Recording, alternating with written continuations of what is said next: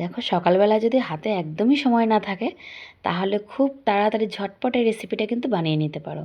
এটা বানানো যতটা সহজ, খেতেও কিন্তু দারুণ টেস্টি। আর এটা খাবারের জন্য কোনো সবজিরও দরকার নেই, একটু সস হলেই যথেষ্ট।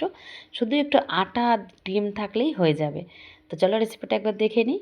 তো এখানে আমি নিয়ে নিয়েছি 1.5 বাটি মতো আটা। আর এখন নিয়ে নেবো কিছুটা কোচানো পেঁয়াজ আর গ্রেট করে রাখা গাজর আর একটু কাঁচা লঙ্কা কুচি। আর এখানে 1.5 বাটি আটার জন্য আমি 3টে ডিম নিয়ে নিয়েছি। ডিমগুলোকেও এখন ফাটিয়ে দিয়ে দিচ্ছি।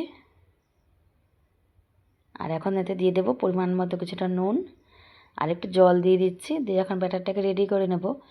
তো ব্যাটারটা যখন রেডি করছিলাম তো আমার মনে হচ্ছিলো আরও একটু জল দেওয়ার প্রয়োজন আছে। তো আমি আরও একটু জল দিয়ে দিচ্ছি। দিয়ে এবার বেশ কিছুক্ষণ আরেকটু ফেটিয়ে নেওয়ার পরে খুব সামান্য একটু খাবার সোডা দিয়ে দিলাম। দিয়ে বেশ ভালোভাবে ফেটিয়ে নিয়েছি। তো এইভাবে কিন্তু আমি ব্যাটারটাকে রেডি করে নিয়েছি। খুব পাতলাও না আর খুব ঘনও না। তো এদিকে একটা প্যানে তেল গরম করতে দিয়ে আমি এভাবে করে উল্টে পাল্টে টিফিনটাকে রেডি করে নিচ্ছি। তো ভীষণ টেস্টি একটি জলখাবার কিন্তু। আর দেখো এদিকে বাইরেও কিন্তু বৃষ্টি শুরু হয়ে গেছে।